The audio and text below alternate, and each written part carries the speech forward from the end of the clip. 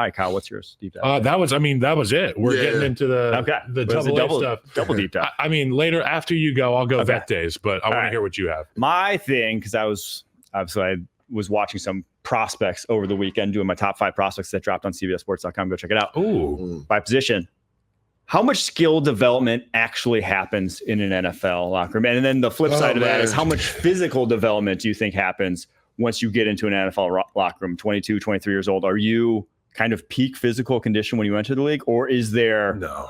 How much 27 is 25, 27? Like how much development happens? Some guys that they're developing physically until they're 30. Some guys are really lucky, but I will say I'll start with the skill development, and I'll say this: a lot of what we did in college. I went from a junior college to Oregon, and at junior college we were just trying to make sure everybody went to class and pretty much right.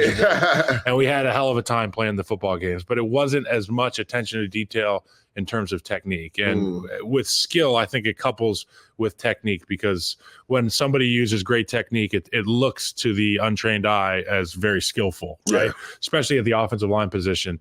You get a great coach, and there's no limit to the amount of technique that you can learn and how much better you can become as a football player. Now, obviously, physical development goes hand in hand with health. So how healthy were you coming into the league? Were you overcoming an injury out of your senior going into your rookie year? And if you were a guy that has good health, you could absolutely develop physically. I mean, that's why we have these off-season programs, and it's so geared towards strength, because during the season, what happens? Your muscle mass goes down. It does. You get banged up physically. So for these guys coming into the league, they're getting ready to play these 18-game seasons or 18-week seasons, sometimes playoffs, sometimes more. You have so much room to grow from skill and strength. I think it all depends on which strength coach you get, which O-line coach you get, or which D-line coach you get.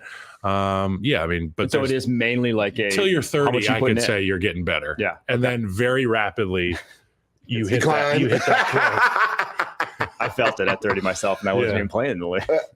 To me, right, I think what needs to be said, and Kyle, you can speak to this, your rookie year is your longest year, without a doubt, right? Because you look at it, depending on which program you're at, if you at one of the upper echelon programs, Alabama, Ohio State, and it's even going to be crazier now with the expansion of the college football playoffs.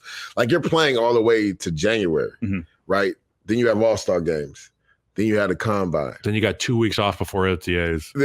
If that, right? Some people literally after the draft go that next weekend and they have mini camp. So it's just like your body just goes through so much in that time span, right? And not only physically, mentally, you got to think about all the things you've been through, playing a whole season, not literally having a second to decompress. And then, like, you're in the league, and this is a profession now, which, again, in college essentially is a profession now because of the NIL. But, like, this is where you hear people talk about the rookie wall, right? And to your point, Mike, you talk about, like, do guys continue to develop? Like, if your mind isn't in the right space, it's hard for you to develop. Right, because there's so much going on in your mind in your rookie year. And that's why, a lot of people are so quick to give up on guys their rookie year. But I'm like, dude, their rookie year, you're just trying to stay above water, honestly. Like, now the special ones, they're able to push through that rookie wall and continue to develop and continue to play at a high level. But for most guys, they're literally just trying to just figure out what works. Yeah, figure out what works. Trying to figure out what it means to be a pro's pro. Because nobody's holding your hand in the NFL. No. Like, these coaches aren't checking it. Like, you're getting paid for this. Be here. Take care of your body. Watch the film. Correct. Be on time. Don't be a distraction to the team. Right? So it's just like you can continue to develop. Rookie year, again, it's just about learning how to be a pro. Right? But this is why we always habits. Exactly. We always talk about coaching matters. And I think that's lost in regards to a lot of players where they don't develop. Because I think Mike Thomas said it best. He's like, I run to coaching. A lot of guys run away from coaching because he's like, I hate seeing evals where it says, he doesn't use his hands well, or, his pad level is too high. That's coaching. Yeah. That's like, you can change that. Like, now, again, if a guy has a stiff ankle and he can't bend the edge, like, that's one thing. Like, that's a hindrance he can't potentially change in the future. But when it comes to developing and using your hands and technique that we talked about in fundamentals, that's coaching. I think there's been a lost art when it comes to that, as far as coaching is willing to put into work because they're scared to run away from coaching. It's like so many guys want somebody tailor-made coming in ready already. No, your job as a coach is to develop and get this such guy. A rarity. Yeah, but I don't think people understand that. Yeah. That's why I'm glad we're having this conversation. Like a lot of guys come in the league and people call them busts. No, they were just put in the wrong system and the coach didn't coach them up. So how much off season, whether it's, when your actually team program is dedicated to skill development and how much is dedicated to, hey, get up to speed in our scheme and whatnot? I think a good portion of it. So skills. It's like you lift and stuff, but it's mainly just to get ready for the playbook, to get ready for training camp. So like the one thing I will say the NFL does a really good job on is rookie class. Like, so for people who don't understand what that is, during the offseason, there's like 90 plus guys in the building, and the veterans will actually meet with the coaches, with the rookies in that class. But then the rookies have to come back later. Rookies stay in the meeting room when we leave. Yeah, and stay with the coaches and then go out on the field and do walkthroughs and stuff. So I will say they've done a really good job in regards to developing and that bridge. in regards to learning what the playbook and getting up to speed with that.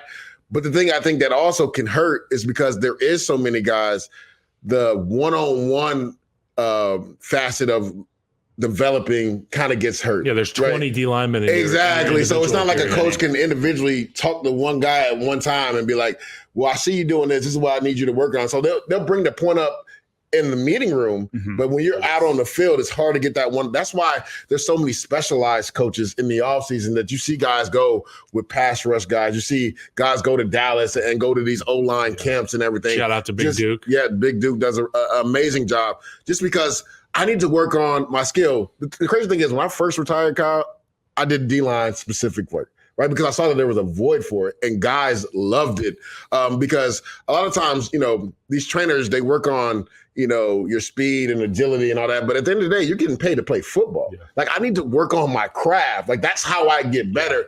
And you're seeing an influx of so many coaches doing that now because there's a major need in regards to developing.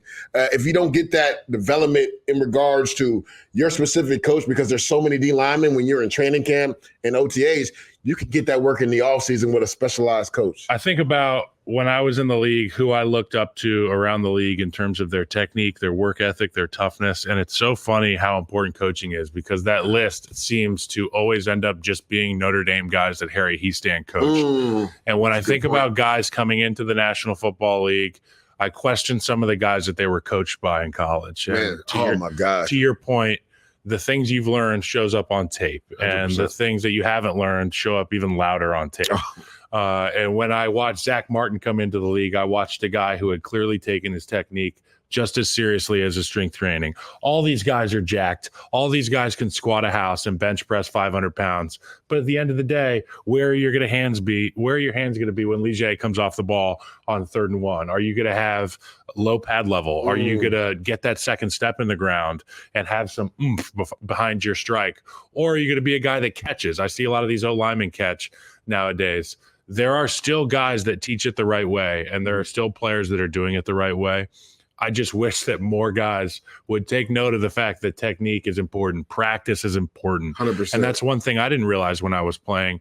I thought I always didn't need to practice, even if I didn't feel great. That's probably the most important time to practice is when you don't feel great. Yeah. Because you need to develop those habits even in times of trials and tribulations. 100%. I'm so glad you brought that up because you got to learn what to do when you're not feeling good, when you are beat up. Like, because to your point, because you're always when beat up. When you're fatigued, right?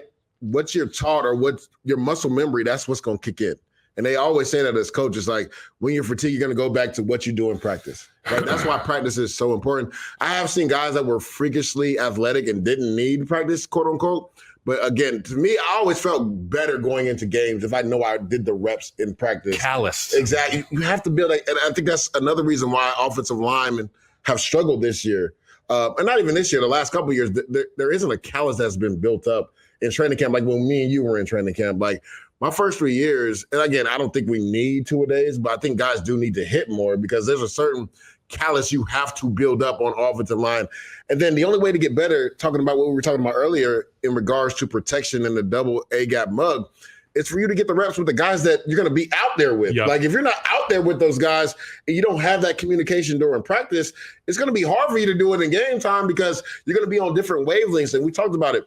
you said when you're on the man side, you got to get depth. Both of you guys got to be in sync because if you're on different levels, we love that as a defensive line. This right here, these ribs, we're taking that for a run. And we're penetrating and getting to the quarterback. So practice is important, right? You being out there with your teammates and even on D-line, right? When we talk about those pass rush games, it's timing. You have to know how each guy is rushing. You have to rush in unison. The same thing for offensive line.